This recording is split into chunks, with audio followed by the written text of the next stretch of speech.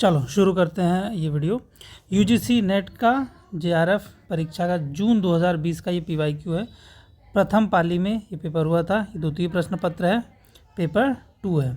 हिंदी साहित्य का पेपर 2, हिंदी साहित्य पेपर 2 है और ये जून 2020 का है। चलिए अब इसके सारे क्वेश्चंस को हम सॉल्व करते हैं। पहला क्वेश्चन है, निम्नलिखित में से कौन सा शब्द तद्भव नहीं है? काज, आखर, कान, वायु। तो इसका उत्तर है डी, वायु। वायु जो होता है ये तत्सम शब्द है। नेक्स्ट क्वेश्चन, आप इसका उत्तर पढ़ लेना इस वीडियो को पॉज करके। निम्नलिखित में से कौन सा शब्द यौगिक है, रूढ़ नहीं है? यौगिक का मतलब किसी को जोड़ के बना है, तो इसका आंसर है ए, जलद। कान, नाक और पर, ये तीनों जो है रूढ़ शब्द हैं। नेक्स्ट क्वेश्चन देखते हैं, निम्नलिखित में से कौन सी भाषा आर्य भाषाओं के अंतर्गत नहीं आती है? अरबी, फारसी, लैटिन, यूनानी। तो इसमें से लैटिन, यूनानी और फारसी ये तीनों आर्य भाषा में आती है। अरबी है जो नहीं आती है आर्य भाषा। नेक्स्ट क्वेश्चन देखते हैं, तारीख निम्नलिखित में से किस भाषा का मूल शब्द है? पोर्चुगीज़, अरबी, तुर्की, हिंदी। तो ये इसका आंसर है बी, अरबी। तारीख शब्द अरबी भाषा का है। आदमी, औरत, कमर, चश्मा आदि अरबी शब्द के अन्य शब्द हैं। रामचंद्र शुक्ल के अनुसार नाथों की संख्या कितनी है? 10, 9, 8, 7। तो रामचंद्र शुक्ल जी ने माना है कि 9 नाथ हैं। उनके नाम हैं नागार्जुन, जड़भरत, हरिश्चंद्र, सत्यनाथ, भीमनाथ, गोरक्षकनाथ, चरपटनाथ, जलंधर और मल्ल्यार्जुन। नगर बाहिरे डोंबई, तोहरी कुड़िया छई, छोई जाई सो बह नाणिया। उपर्युक्त काव्य पंक्तियाँ किसकी लिखी हुई हैं? सरहपा, कणहपा, लूहिपा, डोम्भिपा। ये तीनों ये पूरी पंक्तियाँ इनमें से किसने लिखी हैं? तो इसका उत्तर है बी, कणहपा ने लिखी है। इसका डिटेल आंसर ये रहा, आप यहाँ पे से पढ़ लीजिए। नेक्स्ट है, रामचंद्र शुक्ल के अनुसार निम्नलिखित में से द्व्याश्रय काव्य के रचयिता कौन है? पुष्यदंत, हेमचंद्र, जैनाचार्य, मेरुतुंग, विद्याधर। इसका आंसर है बी, हेमचंद्र। डिटेल आंसर पढ़ लीजिएगा आप। नेक्स्ट है, मलिक मोहम्मद जायसी की प्रेम कविता हिंदी साहित्य के इतिहास का काल विभाजन और नामकरण करते हुए उपर्युक्त नामकरण किस साहित्य इतिहासकार ने सुझाया है? Abraham George Gierson, Ramchandra Shukla, Hazari Prasad Dwivedi, Ganpati चंद्र गुप्त। तो इसका आंसर है जॉर्ज ग्रियर्सन ने सुझाया था। नेक्स्ट क्वेश्चन देखते हैं, निम्नलिखित में से कौन सी निबंध की तात्विक विशेषता नहीं है? अनुवृत्ति, विचारात्मकता, संवादात्मकता, आत्मव्यंजनात्मकता। तो इसका आंसर है सी, संवादात्मकता। निबंध कभी संवाद के रूप में नहीं होता है क्योंकि ये गद्य है और संवाद गद्य में नहीं आते। त्रिशंकु के नाटककार हैं मुद्रा राक्षस, बृजमोहन शाह, मणि मधुकर, रमेश बख्शी। तो इसका आंसर है B, Brijmohan Shah ji. Next question देखते हैं, निम्नलिखित में से कौन ललित निबंधकार नहीं है? तो ललित निबंधकार क्या होता है? जो गद्य में थोड़ा सा पोएट्री वगैरह का भी फ्लेवर रहता है। इसमें ऑप्शन है ए, रामचंद्र शुक्ल, हजारी प्रसाद द्विवेदी, विद्यानिवास मिश्र जी, कुबेर नाथ राय। तो इन चारों में से एक ही हैं जो थोड़े तगड़े माने जाते थे, सख्त किस्म इंसान, वो हैं रामचंद्र शुक्ल जी। तो यही आंसर होना है। नेक्स्ट है, रामचंद्र शुक्ल जी और हजारी प्रसाद द्विवेदी जी दोनों लोग बीएचयू में पढ़ाते थे। बाद में इन दोनों लोग में वो झड़प हुई तो हजारी प्रसाद द्विवेदी जी पंजाब चले गए, पंजाब यूनिवर्सिटी में पढ़ाने लगे और रामचंद्र शुक्ल जी बीएचयू में पढ़ाते थे। चलिए नेक्स्ट देखते हैं, लाला ब्रज किशोर और मुंशी चुन्नीलाल निम्नलिखित में से किस उपन्यास के पात्र हैं? भाग्यवती, रहस्य कथा, नूतन ब्रह्मचारी, परीक्षा गुरु। तो इसके आंसर है डी, परीक्षा गुरु। नेक्स्ट है आधुनिक ईरान की पृष्ठभूमि पर रक्त रंजित क्रांति का चित्रण निम्नलिखित में से किस उपन्यास में किया गया है? आधुनिक ईरान की पृष्ठभूमि का रक्त रंजित क्रांति का चित्रण निम्नलिखित में से किस उपन्यास में किया है? इसका आंसर है ऑप्शन है एक दूसरी तरफ, लाल पसीना, सात नदियाँ एक समंदर, वे दिन। तो इसका आंसर है सी, सात नदियाँ एक समंदर। नेक्स्ट है सीता हरण तात जनी कहु पिता सन जाय, जो मैं राम तो कुल सहित कहें दसानन जाओ। उक्त उदाहरण में कौन सी ध्वनि है? अर्थांतर, सक्रिय वाच्य ध्वनि, अत्यंत तिरस्कृत वाच्य ध्वनि, वस्तु ध्वनि, अलंकार ध्वनि। तो इसका आंसर है ए, अर्थांतर संक्रमित वाच्य ध्वनि, क्योंकि ये अर्थ के रूप में अलग ध्वनि निकलती है। इसका आंसर ए है। नेक्स्ट देख लेते हैं, देश प्रेम है क्या? प्रेम ही तो है। इस प्रेम का आलंबन क्या है? सारा देश अर्थात मनुष्य, पशु, पक्षी, नदी, नाले, वन सहित सारी भूमि। उक्त कथन किसका है? ये बात किसने बोली थी? महावीर प्रसाद द्विवेदी, रामचंद्र शुक्ल, हजारी प्रसाद द्विवेदी, श्याम सुंदर दास जी। तो इसका आंसर है बी, रामचंद्र शुक्ल जी ने ये बात कही थी। डिटेल आंसर ये रहा। नेक्स्ट देखते हैं, निम्नलिखित में से कौन सा कथन सही नहीं है? कौन सा कथन सही नहीं है? तो इस बात का ध्यान रखें। अरस्तु का अनुकरण सिद्धांत प्लेटो के अनुकरण सिद्धांत से सर्वथा भिन्न है। अरस्तु ने स्पष्ट कर दिया है कि कवि और चित्रकार के माध्यम अलग अलग हैं। प्लेटो ने अनुकरण को सभी कलाओं की एकता का सामान्य आधार माना है। अरस्तु का अनुकरण सिद्धांत प्लेटो के अनुकरण सिद्धांत से का अनुकरण मात्र है। इसका आंसर है सी, प्लेटो के डी है। अरस्तु का अनुकरण सिद्धांत प्लेटो के अनुकरण सिद्धांत का अनुकरण मात्र है, क्योंकि उनके चेले थे। नेक्स्ट है, निम्नलिखित में से कौन सा कथन सही है? वर्ड्सवर्थ की प्रसिद्ध कृति बायोग्राफिया लिटरेरिया में कल्पना के सिद्धांत का विस्तृत विश्लेषण है। सैमुअल टेलर कॉलरिज और विलियम वर्ड्सवर्थ में गुरु शिष्य का संबंध था और कल्पना के संबंध में दोनों के मैत्रिक का यह एक महत्वपूर्ण कारण था। कॉलरिज के अनुसार किसी कलाकृति का मूल्य उसकी कलात्मकता में ही है, उसके बाहर नहीं। कल्पना को कॉलरिज केवल काव्य सर्जन के लिए अनिवार्य मानते हैं, आलोचना में उसकी भूमिका नहीं मानते हैं। तो इसका आंसर है सी, कॉलरिज के अनुसार किसी कलाकृति का मूल्य उसकी कलात्मकता में ही है, उसके बाहर नहीं है। ये रहा डिटेल्ड आंसर। नेक्स्ट क्वेश्चन है 18, निम्नलिखित में से किस बिंदु पर महात्मा गांधी और डॉक्टर भीमराव अंबेडकर के बीच मतभेद था? बी आर अम्बेडकर और गांधी जी के बीच में अब मतभेद किस बात के लिए था? अहिंसा, अलग मतदाता सूची के लिए, करुणा के लिए, लोकतंत्र के लिए। तो इसका आंसर है बी, अलग मतदाता सूची के लिए। इसी पे हुआ था पूना पैक्ट। नेक्स्ट देखते हैं, देखो इसका डिटेल आंसर पढ़ लो आप, ठीक, पॉज करके पढ़ लेना। निम्नलिखित में से कौन सा उत्तर आधुनिकता का तत्व नहीं है? उत्तर आधुनिकता का तत्व नहीं है, पोस्ट मॉडर्निज्म का तत्व नहीं है। विकेंद्रीयता, केंद्रवाद, विखंडन, स्थानीयता। ये डिसेंट्रलाइजेशन, सेंट्रलाइजेशन, ये डिस्ट्रीब्यूशन या विखंडन, स्थानीयता, लोकलाइजेशन। तो इसका क्या हो सकता है आंसर? डी होगा, केंद्रीकरण पे फोकस नहीं है, बी, केंद्रवाद नहीं होगा। इसका डिटेल्ड आंसर ये रहा नीचे। आचार्य महावीर प्रसाद द्विवेदी का अस्थिरता शब्द संबंधी विवाद किस लेखक से हुआ था?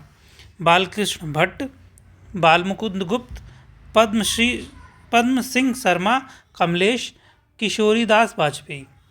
तो इसका आंसर है बाल मुकुंद गुप्त जी। डिटेल्ड आंसर ये रहा।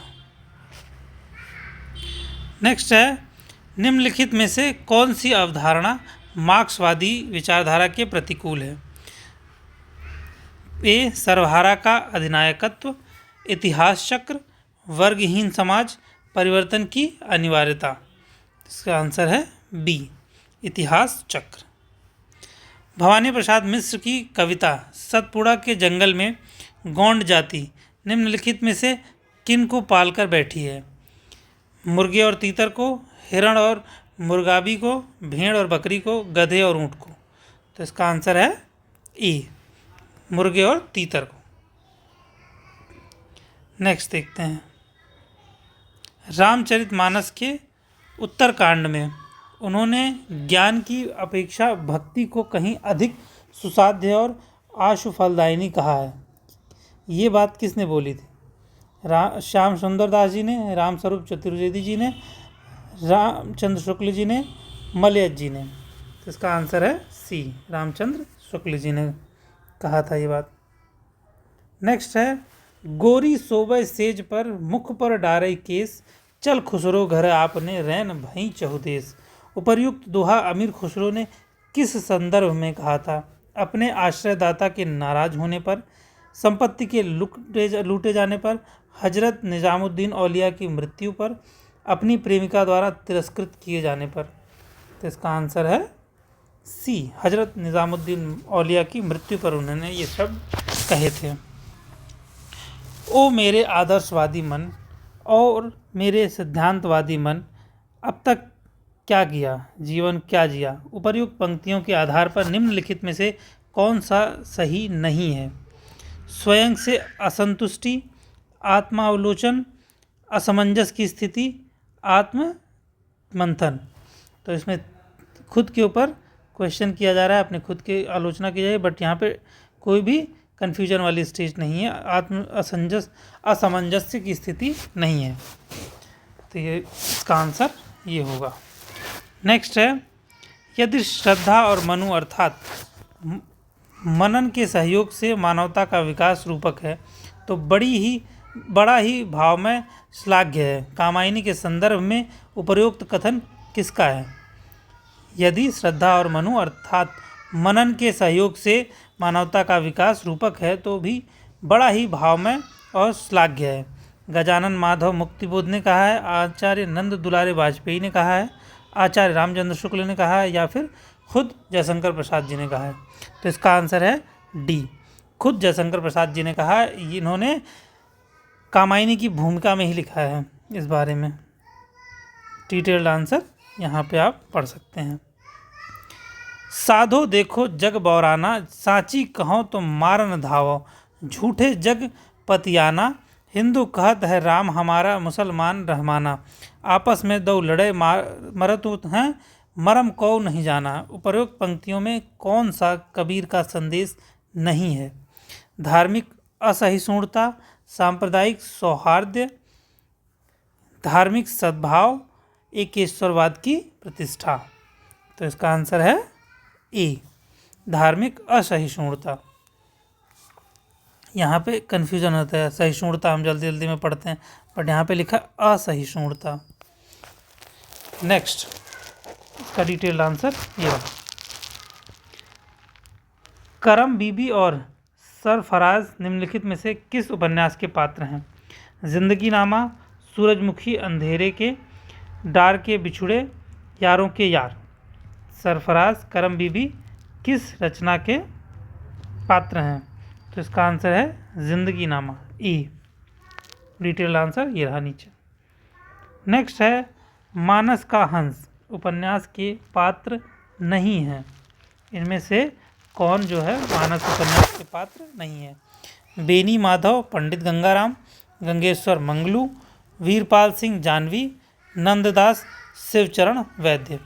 तो इसका आंसर है वीरपाल सिंह और जानवी। बाकी के ये सारे पात्र जो है मानस के हंस में आते हैं। जिसने पढ़ा होगा उसे ये बात पता होगी। निम्नलिखित में से किस उपन्यास में उत्तर प्रदेश के पूर्वांचल के एक कस्बा नुमा गांव शिवपालगंज की कहानी वर्णित है। तो कस्बा नुमा एक गांव है, शिवपालगंज की कहानी वर्णित है किस रचना में? राग दरबारी, आधा गांव, जल टूटता है, गली आगे मुड़ती है। तो इसका आंसर है ए, राग दरबारी। और ये रहा इसका डिटेल आंसर, आप इसे पढ़ सकते हैं। नेक्स्ट क्वेश्चन देखते हैं। शकुन और डॉक्टर जोशी के अंतर संबंधों पर आधारित कथानक किस उपन्यास में प्रस्तुत किया गया है? आपका बंटी, महाभोज, टूटा हुआ इंद्रधनुष, तिरछी बौछार। डॉक्टर जोशी और शकुन किस रचना के किरदार हैं? तो इसका आंसर है ए, आपका बंटी, मनु भंडारी की लिखी हुई रचना है।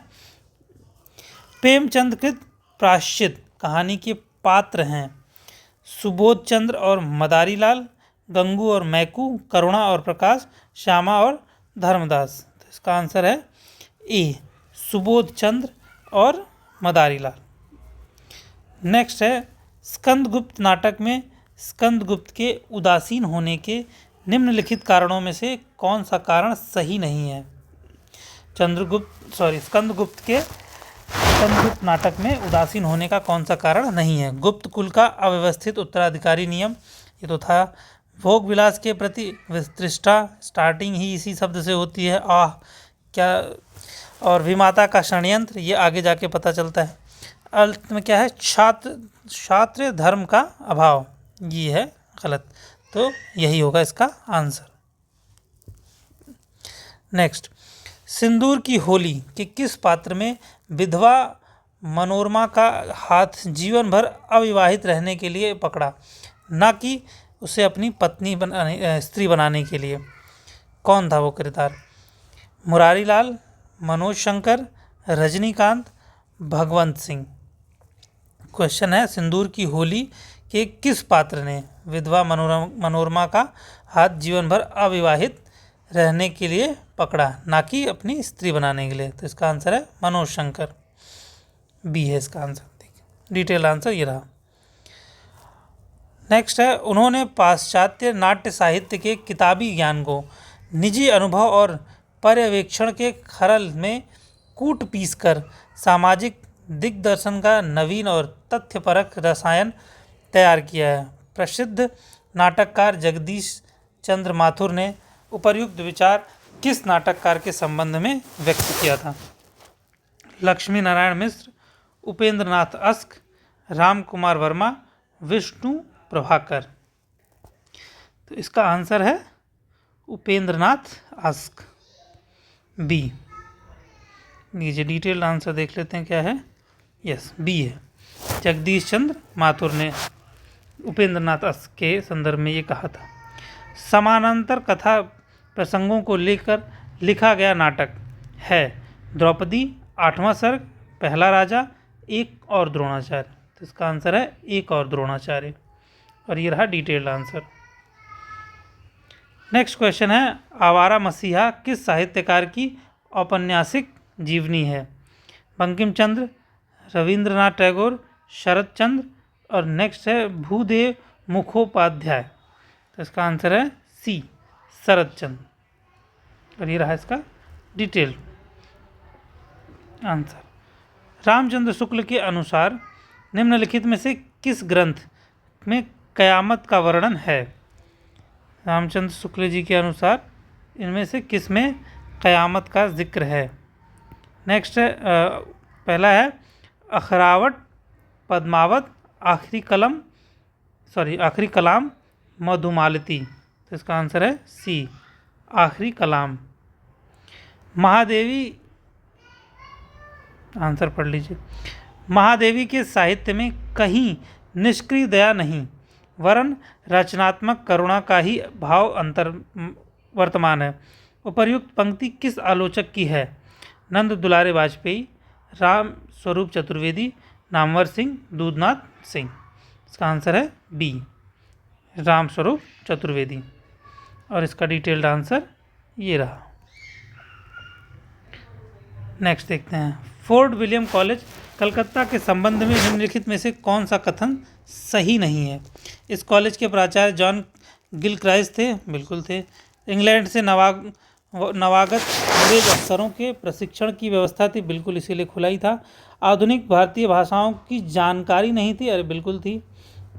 इसकी स्थापना 1800 के आसपास हुई थी, सही बात है। तो इसका आंसर है सी, क्योंकि उनको जानकारी थी। क्यों नहीं होगी, कलकत्ता में है, पढ़े लिखे लोगों के बीच में है। नेक्स्ट, निम्नलिखित तालव्य वर्ण है। इसका आंसर करने का सिंपल तरीका है, इन चारों को बोल के देखिए, जो आपके तालु से जुड़ता है वही इसके आंसर है। तो जब आप बोलेंगे तो चा और जा इसमें एक साथ आते हैं, तो और चा और जा एक ही फैमिली के मेंबर भी हैं, और टा और ता दोनों अलग अलग हैं। ठीक है, तो इसका आंसर है डी। राजभाषा आयोग 1950 के अनुसार निम्नलिखित में से सुझाव दिया गया। पहला सुझाव क्या दिया गया? हिंदी सर्वाधिक बोली और समझी जाने वाली भाषा है, यही सारे भारत की एक माध्यम होना हो, सही बात है। 14 वर्ष की उम्र तक भारत के प्रत्येक विद्यार्थी को हिंदी का ज्ञान करा देना चाहिए, ये भी बात सही है। भारत सरकार के प्रकाशन अधिक से अधिक अंग्रेजी में किए जाने, क्यों बात करेगा भाई, हिंदी की बात चल रही है तो इंग्लिश की क्यों करेगा? 3 हटा दो, 3 हटा तो ये हट जाएगा, ये हट जाएगा, ये हट जाएगा, आंसर बी। उच्च न्यायालय क्षेत्र में व्यवहार होना चाहिए, बी आंसर आ गया, पढ़ लीजिए। नेक्स्ट, इसका आंसर देखते हैं। जगदीश चंद्र माथुर के नाटकों के मुख्य स्वर हैं प्राचीन पात्र प्रसंगों द्वारा सामयिक समस्याओं का प्रकाशन, ठीक है। प्रसाद की राष्ट्रीय सांस्कृतिक चेतना का विकास, क्यों बात करेंगे जगदीश चंद्र माथुर जी उनके बारे में? तो जब 2 हटाओ, और यहाँ पे ऑप्शन देख के आपको समझ में आना चाहिए कि 2 ही ऑप्शन, इसमें 2 पेयर सही होगा, तो ये किसी 2 को चुनना है। तो 2 जैसे ही आपने काटा तो आप 1, 3 और 1, 4 के पेयर पे आ गए। नेक्स्ट पढ़ते हैं। रामलीला पद्धति द्वारा तुलसी के मानस मर्म को आधुनिक पाठकों तक पहुंचाना, मध्यवर्गीय सामाजिक यथार्थ का प्रकाशन कराना। देखिए नेक्स्ट है, सॉरी तीसरा है क्या? रामलीला पद्धति द्वारा तुलसी के मानस मर्म को आधुनिक पाठकों तक पहुंचाना, क्योंकि ये लेटेस्ट के कवि हैं, तो देखो यहाँ वाले मॉडर्न प्रॉब्लम प्राचीन प्रसंगों से सामयिक समस्याएं बताते थे, ये भी उसी से रिलेटेड है। तो ए और 3 का 1 और 3 का कॉम्बिनेशन सही बैठता है। Let's see the answer, yes यही है इसका आंसर, सी है इसका आंसर। चलो नेक्स्ट देखते हैं। रामचंद्र शुक्ल के अनुसार निम्नलिखित में से अमीर खुसरो के बारे में कौन सी बातें सही हैं? वे फारसी के बहुत अच्छे ग्रंथकार और अपने समय के नामी कवि थे, सही बात है, बड़ाई तो करेंगे। ये बड़े ही विनोदी, मिलनसार और सहृदय थे, ये भी सही बात है बहुत। इनमें उक्ति वैचित्र का नितांत अभाव था, क्यों बुराई करेंगे किसी इतिहासकार के, बड़े लेखक का नहीं करेंगे। तो 3 जैसे ही आप हटाओगे तो ये हट गया, ये हट गया, ये हट गया, 1, 2 और 4। लेट्स सी द आंसर, यही आंसर इसका। पुनर्जागरण के संबंध में निम्नलिखित में से कौन से कथन सही हैं? 2 जातीय संस्कृतियों की टकराहट, सही बात है। अगर आप पुनर्जागरण करेंगे तो प्रेजेंट और पुरानी दोनों के बीच में टकराहट होगी। मनुष्य की आदिम प्रवृत्तियों की तलाश, ठीक है, हो सकता है। परंपराओं का यथातथ अनुपालन, अच्छा जी। मनुष्य के संपूर्ण तथा संलिष्ट रूप की खोज, देखो कौन सा, 2 ही पेयर सही होने हैं, तो 1 तो सही है, 1 सही है, तो मतलब इन तीनों में से कोई एक होना चाहिए, ये तो हट गया, ठीक है। नेक्स्ट देखते हैं। क्या मनुष्य की आदिम प्रवृत्तियों की तलाश परंपराओं का तथ्य नहीं क्या, ये क्यों करना, तलाश थोड़ा करनी हमें, तो 2 भी हटा दो, ये भी हट गया। अब आ गए 1 और 4 के कॉम्बिनेशन, 1 और 3 के कॉम्बिनेशन। परंपराओं का तथ्य अनुपालन, ये भी नहीं कराना हमें, पुनर्जागरण का मतलब ये नहीं होता है। तो आगे ऑप्शन पे हम 1 और 4। लेट्स सी द आंसर, क्या है आंसर? 1 और 4, ए सही आंसर, हमारा आंसर है 1। फणीश्वर नाथ रेणु द्वारा रचित कहानियाँ कौन सी हैं? मुर्दों का गांव, ठुमरी, कर्मनाशा की हार, आदिम रात्रि की महक। कर्मनाशा नदी के बारे में बातचीत चल रही है। फणीश्वर नाथ रेणु बिहार के थे, कर्मनाशा नदी यूपी में है, तो ये ऑप्शन तो ऐसे ही हटा दो। मुर्दों का गांव शब्द से हो सकता है आप इसको मिस इंटरप्रिटेट करें, क्योंकि रेणु जी ने गांव से रिलेटेड बहुत सारी रचनाएं लिखी हैं, बट मुर्दों का गांव इनकी लिखी हुई रचना नहीं है। तो 1 एंड 3 अगर आपने हटा दिया, 3 एंड 1 हटा दिया, तो आप बचे ठुमरी और आदिम Ratri ki Mahak. Let's see the answer, answer C है, यस। और कर्मनाशा की हार शिव प्रसाद सितारे हिंद जी ने लिखा था। मुर्दों का गांव धर्मवीर भारती ने लिखा था। यशपाल की पर्दा कहानी के पात्र कौन कौन से हैं इसमें? हरगोबिंद, बब्बर अली, चौधरी, पीरबख्श, शेख जुम्मन। शेख जुम्मन तो प्रेमचंद की रचना के हैं, तो 4 हटा दो, यहाँ से हट गया। 1 2 एंड 2 3, 2 दोनों में कॉमन है, तो 2 तो होने वाला है, फिर तो 2 तो सही है। 1 और 3 में से देखना है। तो हरगोबिंद इनके रचना के पात्र नहीं हैं, चौधरी पीरबख्श जी हैं। तो आंसर होना चाहिए B. Let's see the answer, B है इसका आंसर। निम्नलिखित में से टी.एस. इलियट की पुस्तकें हैं, 2 बुक्स के नाम हैं।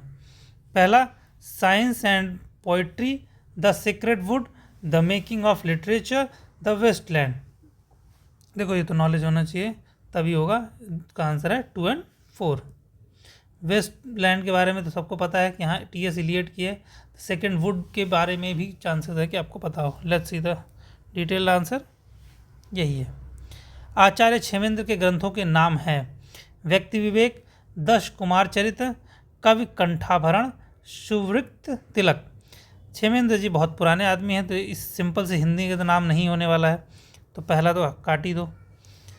और उस टाइम के पुराने नाम हुआ करते थे, उस हिसाब से थोड़ा संस्कृत निष्ठ, तो कवि कंठाभरण ये तो है चांसेस। 2 एंड 4 में से 3 तो सही है। वैसे भी देखो 3 दोनों में अवेलेबल है। 2 और 4 में से आपको डिसाइड करना है, 50-50 है। वैसे अब आपको रिस्क लेना है। वैसे इसका आंसर है 3 and 4। Let's see the answer, D है। नेक्स्ट है, मार्क्सवादी दर्शन के अनुसार निम्नलिखित में से कौन सा कथन सही है? मानव सभ्यता के विकास की पहली मंजिल आदिम साम्यवाद की थी। मानव समाज का, मार्क्सवादी है, मानव समाज का इतिहास वर्ग संघर्षों का इतिहास है। सही बात है। मानव समाज के विकास में अंतिम मंजिल समाजवाद होगी। इतिहास समय समय पर अपने आप को दोहराता है। इतिहास समय समय पर अपने आप को दोहराता है। देखो 2 तो सही है, 2 सही होने का मतलब है कि ये तीनों चांसेस हैं। नेक्स्ट देखते हैं इसमें, मानव सभ्यता के विकास की पहली मंजिल आदिम सभ्यता, ये भी सही है। तो 1 एंड 2, मानव समाज के विकास की अंतिम मंजिल मानव समाज, समाजवाद नहीं है, साम्यवाद है वो। तो 3 हट गया, 3 हटते ये 2 हट गए ऑप्शन, आप इन दोनों में आ गए। इतिहास समय समय पर अपने आप को दोहराता है, ये भी गलत है, ऐसा भी नहीं मानते। तो इसका आंसर हुआ ए, यही आंसर भी है। नेक्स्ट देखते हैं, डिटेल आंसर ये रहा, पढ़ लीजिएगा। नेक्स्ट है, निम्नलिखित में से कौन सी आधुनिक काल की रचनाएं हैं? आधुनिक काल की बोला है, उद्धव शतक, सुदामा चरित, भ्रमरदूत, रास पंचाध्यायी। 1 एंड 3 का कॉम्बिनेशन है, 1 एंड 2 का कॉम्बिनेशन है, 2 एंड 4 का कॉम्बिनेशन है, 4 एंड 3 का कॉम्बिनेशन। अच्छा जी, तो इसका आंसर है, इसका आंसर वैसे 1 एंड 3, भ्रमरगीत, भ्रमरदूत और उद्धव शतक, ये दोनों जो हैं नई रचनाएं हैं आधुनिक काल के। आंसर भी शायद यही है, ए है। डिटेल आंसर ये रहा। द्विवेदी युगीन कविता की विशेषताएं हैं श्रृंगार प्रियता, इतिवृत्तात्मकता, लाक्षणिकता, प्रबंधात्मकता। द्विवेदी युगीन कविता की विशेषता है इतिवृत्तात्मकता और प्रबंधनात्मकता। तो 2 एंड 4 इसका आंसर होना चाहिए। Let's see the answer, yes यही है, डी। डिटेल आंसर ये रहा, पढ़ लीजिएगा। निम्नलिखित में से कौन सी रचनाएं छायावाद की नहीं है? छायावाद की कौन सी रचना नहीं है? झरना, पथिक, रश्मि, मिलन। झरना तो जयशंकर प्रसाद की रचना है, तो 1 तो होना ही है। लो बाय डिफ़ॉल्ट आंसर मिल ही गया, 1 ढूंढते ही आपको आंसर मिल गया। अच्छा सॉरी, छायावाद की नहीं पूछा है, तो 1 हटा दो, तो ये हट जाएगा, 1 हट जाएगा। मिलन और पथिक, रश्मि, रश्मि भी शायद नहीं है, रश्मि भी किसी की रचना है, 4 हटा दो, 2 और 3, सी ऑप्शन होना चाहिए इसका। यस। नेक्स्ट है सांप्रदायिक विद्वेष और विभाजन की त्रासदी पर आधारित उपन्यास है। आवारा मसीहा, महाभोज, तमस, झूठा सच। सांप्रदायिक विद्वेष और विभाजन, विभाजन का नाम आते ही झूठा सच और तमस, ये 2 उपन्यास इसके लिए बहुत फेमस भी हैं, इसे पढ़ना भी चाहिए, मज़ा आएगा। 3 और 4 इसका कॉम्बिनेशन कौन सा है? D. Let's see the answer क्या है। आंसर भी आई थिंक यही होना चाहिए। यस, यही है, डी ऑप्शन है। तमस लो अगले में ऑप्शन, ये यहाँ पे क्वेश्चन था, तमस यहाँ पे क्वेश्चन में था ना, अब तमस पे ही एक पूरा डिटेल क्वेश्चन। तमस उपन्यास के पात्र, ओह, तमस उपन्यास के पात्र कौन कौन से हैं? कनक, रिचर्ड, लीला, सेल्मा। रिचर्ड तो है ही है, रिचर्ड जी एसपी साहब, शायद जिन्होंने पढ़ा होगा उन्हें पता होगा रिचर्ड जी के बारे में। फिर नेक्स्ट है लीजा। तो 2 और 3 का कॉम्बिनेशन जो है वो सही है, सी है इसका आंसर। मन्नू भंडारी द्वारा रचित उपन्यास नहीं है। मन्नू भंडारी जी तो सबसे पहले फेमस हैं महाभोज के लिए, और कौन सा है? अच्छा सॉरी, उपन्यास रचित नहीं है। महाभोज और बंटी, ये दोनों तो इनकी बहुत फेमस रचना है। तो ये 2 हटा दोगे, ये हट गया, ये हट गया, ये हट गया, तो बचा कौन? 3 और 4। शैलूष एंड बसंती इनकी रचना नहीं है, आंसर भी यही है, सी। दूधनाथ सिंह द्वारा रचित कहानी संग्रह है। धर्म क्षेत्र, कुरुक्षेत्र, खाली घर, बसंत का एक दिन, निष्कासन। दूधनाथ सिंह जी द्वारा रचित रचना है। ओके, धर्म क्षेत्र, कुरुक्षेत्र, खाली घर, ये तो चांसेस है, हाँ ये है इनकी एक रचना। दूसरा मुझे नहीं पता। लेट्स सी द आंसर क्या है। निष्कासन और धर्म क्षेत्र, ठीक है, ये 2 इसका इनकी रचना नहीं है। निष्कासन और धर्म क्षेत्र, कुरुक्षेत्र इनकी रचना है। डी है ऑप्शन 1 और 4। निम्नलिखित में से स्त्री नाटककारों की कौन सी रचनाएं हैं? ओके जी, स्त्री नाटककार। प्रजा ही रहने दो, बिना दीवारों का घर, उत्तर उर्वशी, नेपथ्य राग। दीवार में एक खिड़की रहती थी। विनोद कुमार शुक्ल जी का आज निधन हो गया, उनको कोटि कोटि प्रणाम, भगवान उनकी आत्मा को शांति दे। निम्नलिखित में से स्त्री नाटककारों की कौन सी रचनाएं हैं? प्रजा ही रहने दो, बिना दीवारों का घर, उत्तर उर्वशी, नेपथ्य राग। निम्नलिखित में विकल्प चुनिए। इसका आंसर है सी, 2 और 4, बिना दीवारों का घर और Nepathya Raag. Let's see the answer, C, yes. Next है चाणक्य। चंद्रगुप्त नाटक में चाणक्य की संवादोक्तियों में से कौन सी है? संसार भर की नीति और शिक्षा का अर्थ मैंने यही समझा कि आत्मसम्मान के लिए मर मिटना ही दिव्य जीवन है। समझदारी आने पर यौवन चला जाता है। महत्वाकांक्षा का मोती निष्ठुरता की सीपी में रहता है। एक अग्निमय गंधक का स्रोत आर्यवर्त के लौह अग्रासर अस्त्रागार में घुसकर विस्फोट करेगा। तो इसका आंसर है समझदारी होने पर यौवन चला जाता है। महत्वाकांक्षा का मोती निष्ठुरता की सीपी में रहता है। बी है इसका आंसर, डिटेल आंसर ये रहा। चलिए आगे देखते हैं। विद्यानिवास मिश्र द्वारा रचित निबंध नहीं है। अस्मिता के लिए किस किस को नमन करूं? अंगद की नियति, कुछ चंदन की, कुछ कपूर की।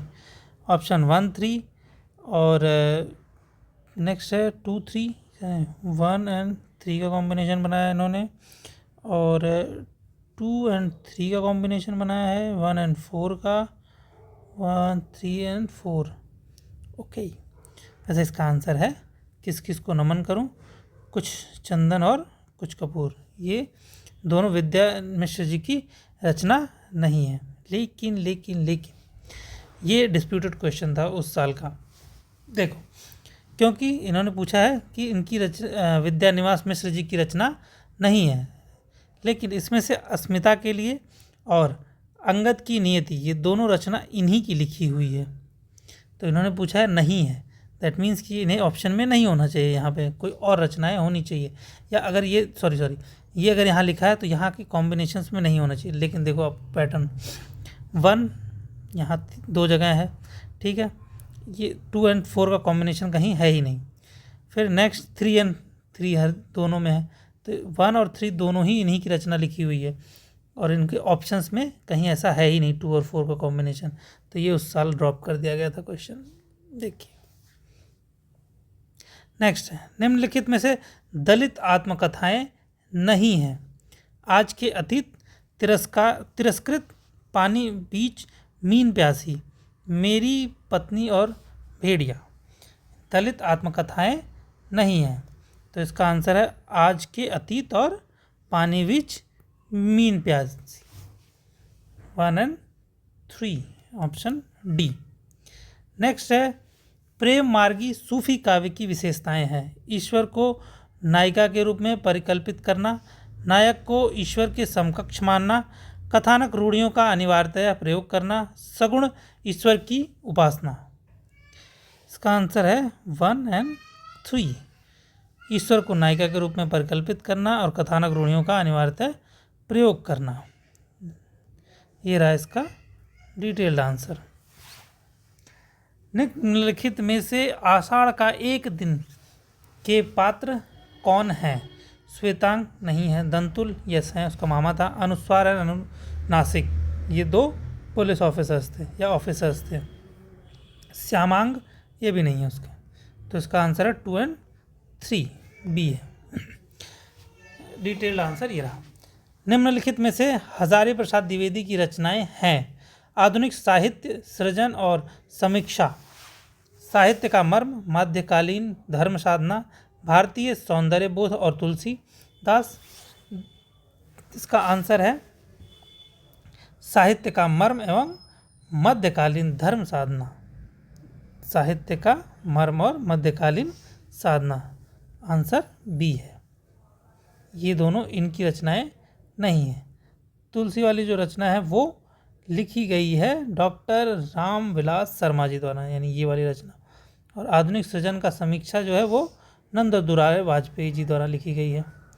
देखते हैं नेक्स्ट क्वेश्चन। निम्नलिखित में से छत्तीसगढ़ की कौन सी मुख्य रंग शैलियाँ हैं? ख्याल, माच, नाचा, पंडवानी। ये तो ख्याल राजस्थान की है, माच, नाचा, पंडवानी, पंडवानी छत्तीसगढ़ की है, और नाचा तो 3 और 4। माच कहाँ की रचना है? माच है मालवा प्रदेश के लोक नृत्य, माच है मालवा का प्रमुख लोक नृत्य है। निम्नलिखित बोली वर्गों को उनके संबंध बोलियों के साथ सुमेलित कीजिए। चलिए, इसका है राजस्थानी बोली है मालवी, पश्चिमी में आता है कन्नौजी, बिहारी में आता है भोजपुरी, पूर्वी में आता है छत्तीसगढ़। ठीक, इसका आंसर होगा फिर कौन सा? राजस्थानी का 4 हो गया ना, तो ए आना चाहिए, इसका आंसर ए है। ये रहा डिटेल्ड आंसर भी। नेक्स्ट देखते हैं, निम्नलिखित रचनाकारों को उनकी रचनाओं के साथ सुमेलित कीजिए। घनानंद, जगद्विनोद, बोधा, विरहलीला, सूदन, विरहवारिश, पद्माकर, सुजान चरित। देखो घनानंद सुन के आप सुजान पर टिक मारोगे, बट यहाँ गलती हो जाएगी क्योंकि घनानंद की रचना नहीं है, ये रचना है सूदन की। ठीक है, तो ये रहा डिटेल्ड आंसर, आप देख लो, सूदन ऑप्शन बी है इसका, पढ़ लो डिटेल में। इसे PYQ में ये आया है तो अगली बार हो सकता है रिपीट हो जाए। घनानंद की लिखी हुई है विरह लीला, बोधा ने लिखी है विरह वारिस, और पद्माकर ने लिखी है जग विनोद। नेक्स्ट, निम्नलिखित प्रतीकवादी नाटकों को उनके लेखकों के साथ सम्मिलित कीजिए। विज्ञान गीत, सेठ गोविंददास, ज्योत्सना देव, नवरस केशव, देवमया प्रपंच, सुमित्रानंदन पंत। देखो इसका आंसर है विज्ञान गीत के रचयिता हैं केशवदास, ज्योत्सना के हैं सुमित्रानंदन पंत, नवरस के हैं सेठ गोविंददास, और देवमया प्रपंच के हैं देव। और इस हिसाब से जो कॉम्बिनेशन बैठे वो आप मिला लीजिएगा। देखते हैं कौन सा ऑप्शन आता है। इसका ऑप्शन है ए। ओके, नेक्स्ट देखते हैं, सूची 1 में दी गई पत्रिकाओं को उनके संपादकों से सुमेलित कीजिए। कवि वचन सुधा, हिंदी प्रदीप, ब्राह्मण और सदादर्श बहुत ही फेमस रचना है। कवि वचन सुधा भारतेंदु हरिश्चंद्र से, हिंदी प्रदीप ब्राह्मण प्रताप नारायण मिश्र, हिंदी प्रदीप लाला श्रीनिवास और सदर्श बालकृष्ण भट्ट। ये शायद नहीं उल्टा कर दिया मैंने, एक से लाला श्रीनिवास दास यहाँ है, उल्टा कर दिया, एक क्वेश्चन थोड़ा सा उल्टा किया मैंने। देखो, कवि वचन सुधा इससे रिलेटेड है, ब्राह्मण प्रताप नारायण मिश्र से, हिंदू के पता होने से आप ढूंढ सकते हो। हिंदी प्रदीप जो है बालकृष्ण भट्ट की लिखी हुई है, और सदादर्श लाला श्रीनिवास दास की है। ये रहा डिटेल्ड आंसर, और इसका ऑप्शन है सी, ये कॉम्बिनेशन सही बैठेगा। नेक्स्ट क्वेश्चन है, निम्नलिखित आचार्यों में को उनके कालखंड के अनुसार सुमेलित कीजिए। कौन से सदी में ये हुए थे? लीजिए, नेक्स्ट है मम्मट 14वीं, भामा 9वीं, शंकुक 11वीं शताब्दी का उत्तरार्ध, विश्वनाथ 6ठी शताब्दी। तो मम्मट हुए थे 11वीं में, भामा हुए थे 6ठी में, और शंशुक हुए थे 9वीं में, ये हुए थे 14वीं शताब्दी में। विश्वनाथ जी सबसे लेट में यही थे। तो अब इसके हिसाब से जो कॉम्बिनेशन बैठे वो होगा आंसर डी है इसका कॉम्बिनेशन, और ये रहा डिटेल्ड आंसर। चलिए नेक्स्ट देखते हैं, निम्नलिखित वर्ण विषयों को उनके संबंध उपन्यासों से सुमेलित कीजिए। उच्च मध्यवर्गीय वृद्ध व्यक्तियों का जीवन स्थितियों का चित्रण, परती परिकथा, ठीक है, इससे नहीं रिलेटेड है। दलित जीवन का नारकीय वास्तविकताओं का चित्रण, मैयादास की माड़ी, पंजाब पर अंग्रेजों के आधिपत्य और ईस्ट इंडिया कंपनी की लूट खसोट का चित्रण, नाच्यो बहुत गोपाल, और पटना के महिला छात्रावास में पनपने वाले भ्रष्टाचार और स्त्रियों का काम शोषण की जितना, ये तो परती परिकथा की है। तो आई गेस इसी से हमें ऑप्शन भी मिल जाएगा, यस। एक का हमें पता होने से इसका आंसर मिल गया ए। नहीं सॉरी, पहले में ना 4 का 1 है, सॉरी 4 का 1 है ना, तो इन दोनों में से होना चाहिए था कोई। सी है वैसे, चलो गलती से देख लिया। नेक्स्ट देख लो, डिटेल आंसर ये रहा। निम्नलिखित कहानियों का उनके वर्ण विकास विषय के साथ सुमेलित कीजिए। वापसी, नगरी जीवन की त्रासदी, तीसरी कसम, नारी स्वतंत्रता, माया दर्पण, आंचलिक तत्व, परमात्मा का कुत्ता, पारिवारिक उपेक्षा और अप्रासंगिकता। तीसरी कदम बहुत फेमस है, ये है आंचलिक तत्व। तो 2 पे 3 कौन कौन से में है? बी एंड डी में। और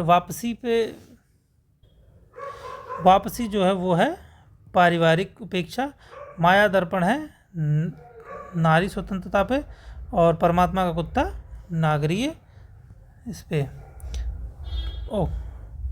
1 का 4 किसमें? इसमें डी, तो इसका आंसर डी होना चाहिए। इसका आंसर है डी। सूची 1 में दी गई कृतियों को उनकी लेखिकाओं के साथ सुमेलित कीजिए। अलमा कबूतरी, मैत्रेय पुष्पा, छिन्नमस्ता, सूखते चिनार, परिजात। तो इसका आंसर है अलमा कबूतरी का मैत्रेय पुष्पा, छिन्न मैत्री प्रभा खेतान, सूखते चिनार इसकी रचयिता है मधु कांकरिया, और पारिजात की रचयिता है नासिरा शर्मा। इसका आंसर है बी। नेक्स्ट डिटेल आंसर ये रहा। नेक्स्ट है, अंधा युग के निम्नलिखित पात्रों को उनकी प्रमुख चारित्रिक विशेषताओं के साथ सुमेलित कीजिए। युयुत्स, अश्वत्थामा, संजय, विदुर। पार्श्विक, प्रतिहिंसक और संशयग्रस्त, सत्याग्रही, कर्मलोक से बहिष्कृत, तटस्थ। युयुत्स का ऑप्शन है सत्याग्रही, अश्वत्थामा पार्श्विक, प्रतिहिंसक। आगे आप मिला लो, से सी है इसका आंसर। ये रहा डिटेल्ड आंसर। नेक्स्ट क्वेश्चन देखते हैं, निम्नलिखित कृतियों को उनके प्रकाशन वर्ष के आधार पर सुमेलित कीजिए। लोकायतन आंसू ये जयशंकर प्रसाद की लिखी हुई है, 1925 में आई थी। भारत भारती ये 1912 में आई थी। ये 2 फेमस रचनाएं हैं। इसके बेस पे कौन कौन सा, दूसरे का तीसरा, 2 पे 3 ये है, और 3 पे 4 ये ऑप्शन ए होना चाहिए। ए है इसका ऑप्शन। ये देख लीजिए, निम्नलिखित भाषाओं को विकास के क्रम में व्यवस्थित कीजिए। सौर सैनी, पाली, प्राकृत, वर्तमान हिंदी, पूर्वी हिंदी। वर्तमान हिंदी सबसे आखिरी में आएगी, सबसे लास्ट में कौन सा ऑप्शन है, 3, और उससे पहले आएगी पूर्वी हिंदी। 3 और 4 का कॉम्बिनेशन ये रहा, एक यहाँ पे एक यहाँ पे, ठीक है। तो 3 लास्ट में आएगा, तो बी ऑप्शन होना चाहिए, ठीक है। This is the way to solve question. जब तुम्हें आंसर्स थोड़े बहुत आते हो, ये स्मार्ट तरीका है आंसर सॉल्व करने का। सब ना पता हो तो भी आंसर सॉल्व कर सकते हो। वैसे इजी था, ये तो कर सकते थे। लेट्स सी, रघुवीर सहाय के कविता संग्रहों का प्रकाशन वर्ष, ये पढ़ लो, डिटेल्ड आंसर है ये। भाषा से रिलेटेड एक क्वेश्चन आता है, तो एक चार्ट है, मैं शेयर कर दूंगा ग्रुप में, आप उसे देख लेना, हमेशा पूछता है। रघुवीर सहाय के कविता संग्रहों का प्रकाशन वर्ष के अनुसार सही क्रम है, लोग भूल गए हैं, आत्महत्या के विरुद्ध, कुछ पते कुछ चिट्ठियाँ, हंसो हंसो जल्दी हंसो, ठीक है। तो इसका 1 2 1 इसका जो आंसर है वो है, देखो, आत्महत्या के विरुद्ध जो है ये लिखी गई थी 1967 में, कुछ भूल गए ये था 1982 में, और कुछ पते कुछ चिट्ठियाँ ये थी 1989 में, हंसो हंसो जल्दी हंसो ये थी 1975 में। तो अब इसको अरेंज कर लीजिए, जो इसका ऑप्शन बनेगा वही इसका आंसर है, और ये रहा डिटेल्ड आंसर, सी है इसका आंसर। प्रकाशन वर्ष के अनुसार निम्नलिखित कहानियों का सही क्रम क्या है। दुलाई वाली, ग्यारह वर्ष का समय, एक टोकरी भर मिट्टी, प्लेग की चुड़ैल। देखो, सबसे पहले आई थी एक टोकरी भर मिट्टी, फिर आई थी दुलाई वाली 1902 में, ये 11 वर्ष का समय 1903, प्लेग का 1907। इसका आंसर है बी, और ये रहा डिटेल आंसर। प्रकाशन वर्ष की दृष्टि से निम्नलिखित कविता संग्रहों का सही अनुक्रम है। परिमल, ग्राम्य, लहर, दीपशिखा।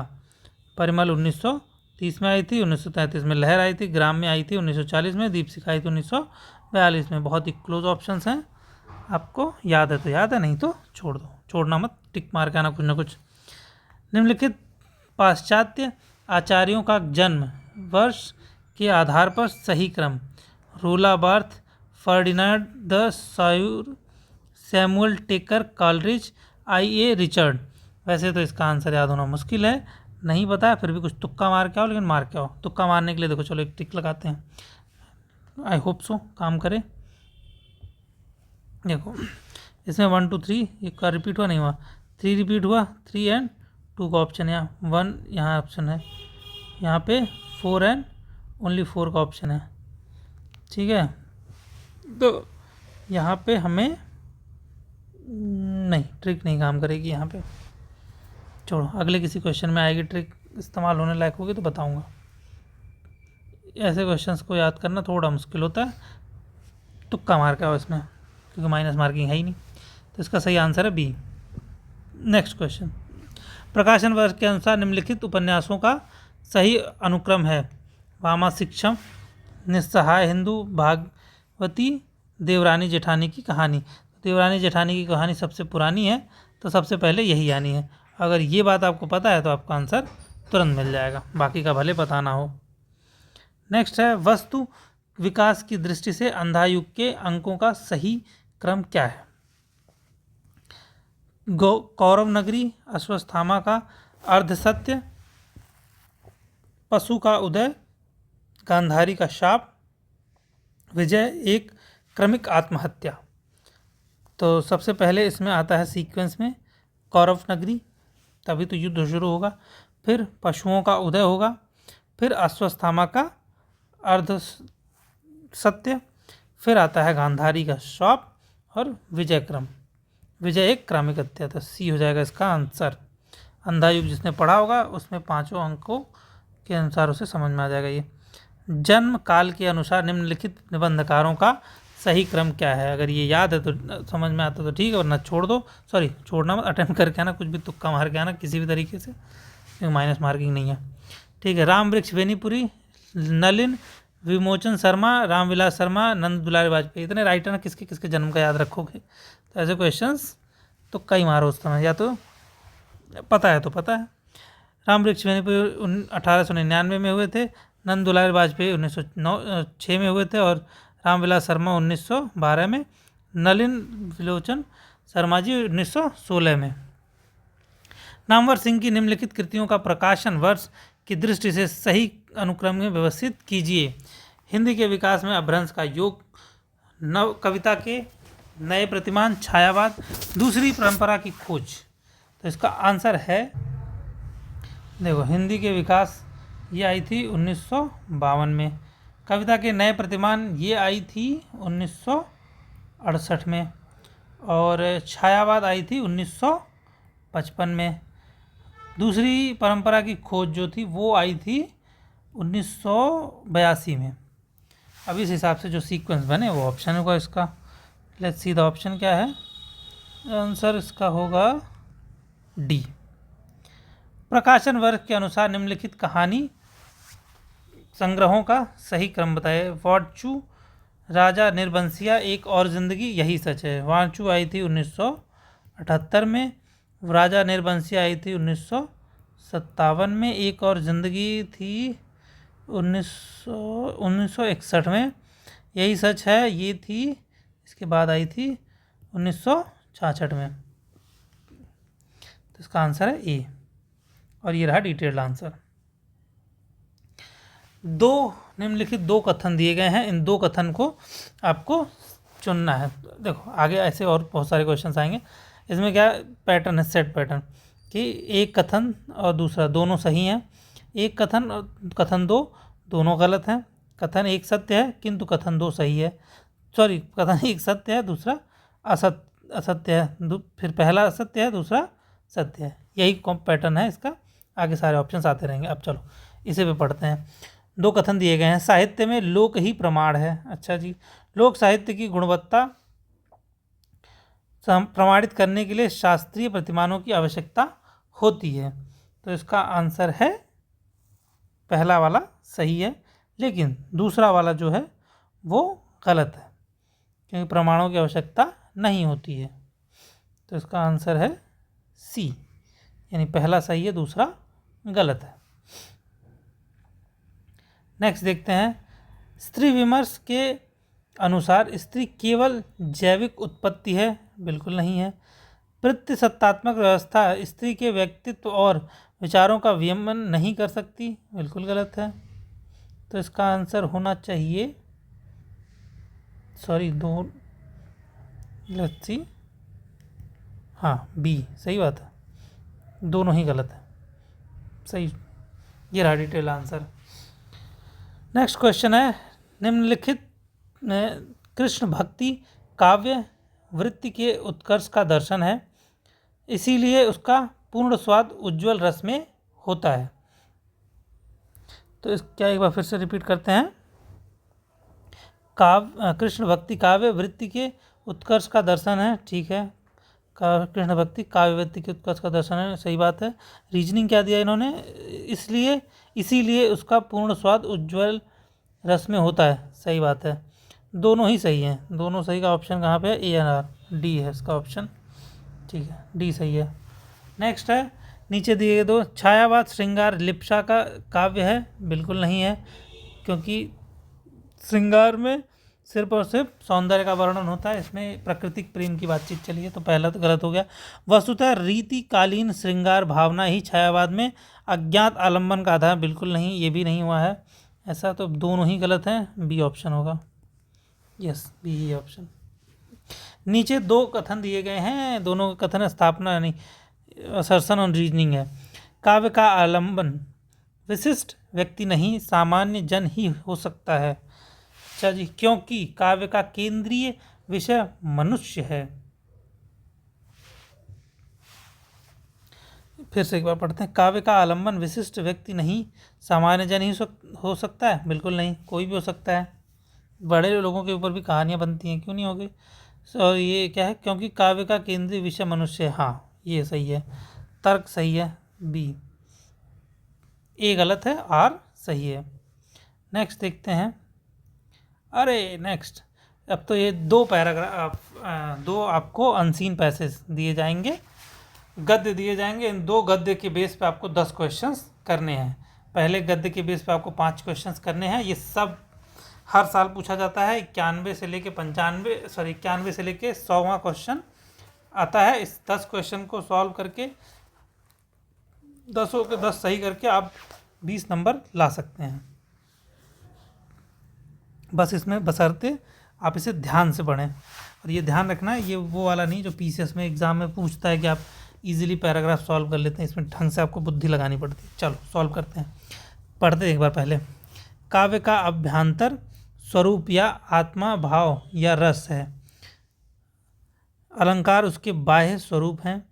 दोनों में कल्पना का काम पड़ता है। जी, जिस प्रकार विभाव अनुभाव में हम उसका प्रयोग पाते हैं, उसी प्रकार रूपक, उत्प्रेक्षा आदि अलंकार में भी है। ठीक है। जबकि रस ही काव्य में प्रधान है, वस्तु है, तब उसके संयोजकों में जो कल्पना का प्रयोग होता है वही आवश्यक है और प्रधान ठहरा।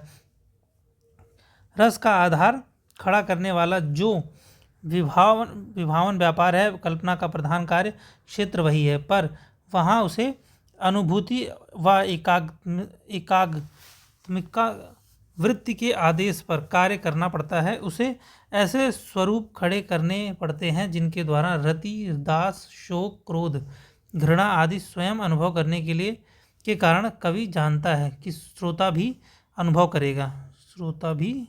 करेगा। अपनी अनुभूति की व्यापकता के कारण मनुष्य मात्र की अनुभूति को तथा उसके विषयों को अपने हृदय में रखने वाले ही ऐसे स्वरूपों को अपने मन में ला सकते हैं। चलिए नेक्स्ट देखते हैं। क्वेश्चन क्या है। उक्त अवतरण में स्थापित किया गया है कि कल्पना के बगैर साधारणीकरण संभव नहीं है। विभावन व्यापार के बगैर भी साधारणीकरण संभव है, ये तो नहीं बोला है। विभावन व्यापार आलंबन और आश्रय के बीच है। अच्छा, विभावन व्यापार के बगैर भी रसानुभूति हो सकती नहीं है। इसमें इन्होंने बोला है कल्पना के बगैर आप रस संभव नहीं है, साधारणीकरण नहीं कर सकते। दोनों में ही कल्पना का काम करना पड़ता है, कल्पना की ज़रूरत पड़ती है। साधारणीकरण का मतलब होता है कि पाठक पढ़ते पढ़ते ये भूल जाए कि वो खुद है, उस नाटक के नायक से अपने आप का तादात्म्य कर ले। तो ये साधारणीकरण संभव नहीं है बिना कल्पना किए। अगर आप राइटर हैं तो राइटर को ये उस लेवल पे जाके सोचना पड़ेगा, कल्पना करना पड़ेगा, तब जाके वो आप साधारणीकरण कर पाएंगे और तब आप एक अच्छी रचना प्रस्तुत कर पाएंगे। चलो नेक्स्ट है। उक्त अवतरण में ध्वनित होता है कि लेखक अनुभववादी है। अच्छा जी। लेखक अलंकारवादी है। अच्छा, हो सकता है। लेखक रसवादी है। रस इन सब को अपने आप में समो लेता है, तो इसका आंसर सी है। नेक्स्ट है। अवतरण के मुख्य रूप से विभावन व्यापार के महत्व की प्रतिष्ठा की गई है, कल्पना के महत्व की प्रतिष्ठा की गई है, अनुभूति की व्यापकता की प्रतिष्ठा की गई है, अलंकार की सीमाएं। ये सब बकवास की बातें। यही कल्पना, पूरे पैराग्राफ को पढ़ोगे तो सिर्फ और सिर्फ कल्पना की बातचीत चल रही है। लेट्स सी द आंसर, यही है। ऐसे स्वरूप खड़े करने पड़ते हैं जिनके द्वारा रति, हास, क्रोध, घृणा आदि स्वयं अनुभव करने के कारण कवि जानता है कि श्रोता भी अनुभव करेगा। वाक्य में प्रकारांत में स्थायी भावों की व्याख्या की गई है। प्रकारांत में साधारणीकरण का महत्व रेखांकित किया गया है। प्रकारांत में कवि कर्म की दुरूहता बताई नहीं। प्रकारांत में श्रोता के दायित्व की ओर संग नहीं। साधारणीकरण की बात चल रही है। श्रोता तभी अनुभव कर पाएगा। ये बहुत इंपॉर्टेंट लाइन है। अभी साधारणीकरण बताया कि जब ये रहा पाठक और ये रहे नायक, ये दोनों के बीच में कोई संबंध ना रह जाए, मतलब मानसिक स्तर पर ये नायक को ही अपना, पाठक खुद को ही नायक समझना, तो एक दूसरे से जुड़ाव महसूस है, साधारणीकरण बोलते हैं। जैसे आप कोई मूवी देखते देखते आप अपने आप को खुद हीरो समझने लग जाते हैं, तो हीरो जो फील कर रहा होता है वही आप भी फील करने लगते हो, तो वो है साधारणीकरण।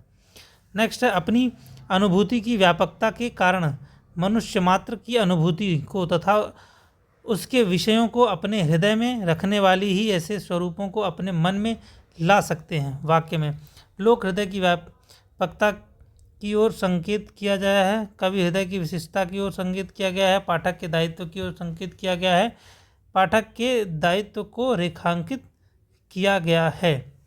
अच्छा जी, फिर से एक बार पढ़ते हैं।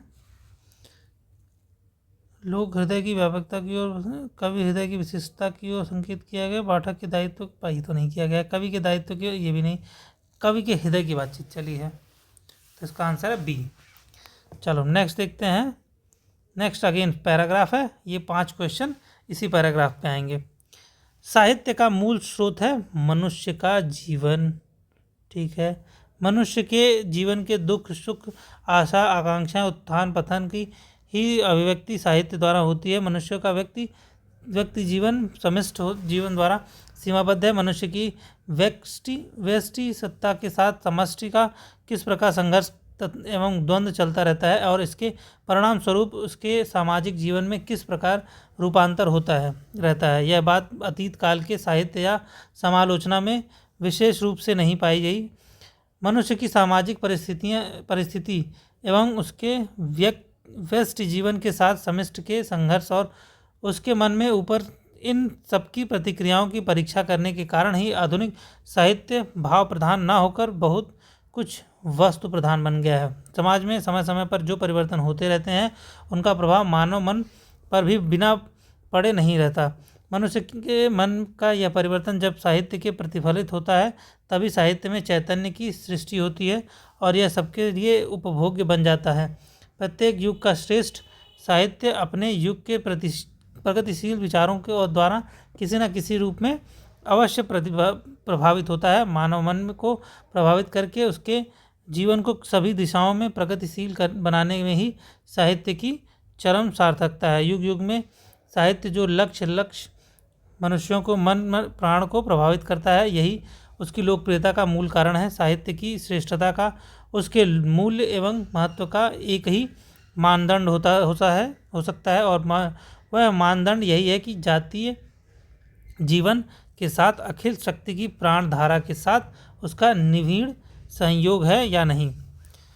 उपर्युक्त अनुच्छेद के अनुसार आधार पर निम्नलिखित में से कौन सा कथन सही है? मनुष्य का व्यष्टि जीवन समष्टि जीवन से सीमाबद्ध नहीं है। अतीत काल के समालोचना में व्यष्टि और समष्टि के बीच संघर्ष के रूपांतरण की विशेष चर्चा पाई गई है। साहित्य की लोकप्रियता का कारण है असंख्य जन समुदाय पर प्रभाव। साहित्य मानव जीवन के सुख दुख के निरपेक्ष रहता है। इसका आंसर है साहित्य का लोकप्रियता का कारण असंख्य जनों पर समुदायों पर प्रभाव। ये रहा इसका डिटेल्ड एक्सप्लेनेशन। नेक्स्ट है उपर्युक्त अनुच्छेद के अनुसार आधार पर साहित्य की श्रेष्ठता का क्या मानदंड होना चाहिए? वस्तु प्रधानता ना कि भाव प्रधानता। अच्छा जी, साहित्य की श्रेष्ठता मानव जीवन की सीमाओं की अभिव्यक्ति, अतीत काल का महिमागान, ये तो नहीं है। जातीय जीवन या अखिल शक्ति की प्राणधारा, निर्विण्ण संयोग, यही है इसका आंसर। के आधार पर निम्नलिखित में से सर्वाधिक सार्थकता का कारण है? जीवन को प्रगतिशील बनाना, जीवन के दुखों की उपेक्षा करना, सबके लिए उपभोग्य ना होना, व्यष्टि और समष्टि का निरादर करना। इसके आंसर क्या है? सबके लिए सार्थक बनाना।